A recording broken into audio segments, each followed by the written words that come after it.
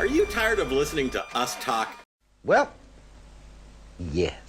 So occasionally, we're going to ask you some questions.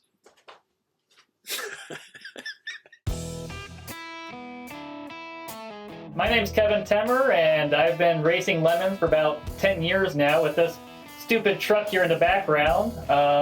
It's a 1950 Dodge. It's got a 5.9 Magnum and Jaguar suspension front and rear, and an electric power steering from a Toyota Mirai.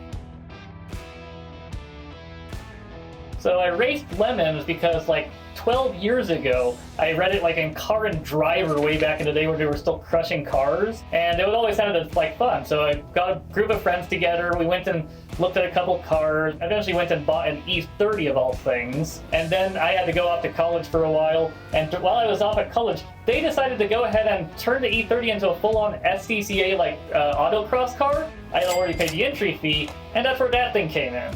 I paid $300 for it or something. We threw it together in about a month or so before the first race. It still had a flathead 6 in it. I put a Jaguar front end in it. It had a Camaro rear at the time. Still had the 4-speed in it. The first race was at Miller Motorsports Park out in Utah. We won YOE, and it ran like a train the entire weekend, and it has never gone that swimmingly ever since.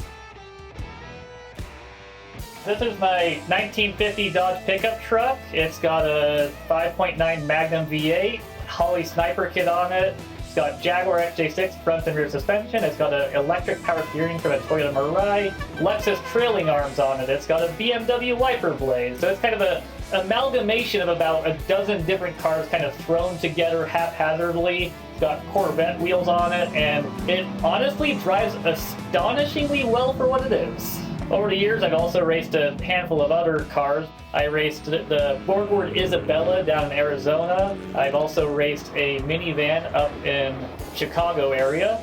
And I also raced an E36 in Heartland Park. The biggest win in lemons that I've had is hard to say. It's the people I've met along the way, really.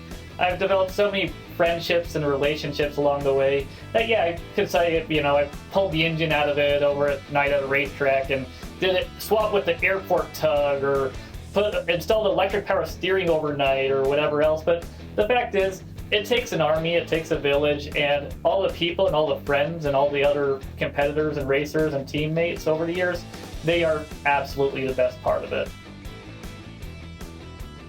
That's hard to say. I really haven't had that much that I consider failure. Yeah, I've had to tow the truck home. It broke a few times and wasn't running at the end of the race, but overall, it's always been an exciting and fun time, even when the truck or the race doesn't go quite right. A couple of races ago, the truck actually fell over in the race. Picked it up in the air, looked it over, it came out unscathed. It fell over. Is that a fail? But it always ends on a high note. I've never really had an absolute failure. I want to see the full-on Why You Ruin Classic. I want to see like a classic Ferrari or something, because I'm sure that they are going to break, they're not going to finish well, they're probably not going to be very much faster, if at all, than these stupid cars that we're already driving, and we'll be able to make fun of them forever. I want to see people race something that is so sacrilegious to be beaten up on a lemons track that it makes everybody angry and upset. Been nice talking with you guys, and frankly, I'll probably see everybody except for Jay because he never shows up to any of the races anymore. He's just off on his private island, on his yacht and all that. But I'll see the rest of you at all the races out in High Plains. Have a good one!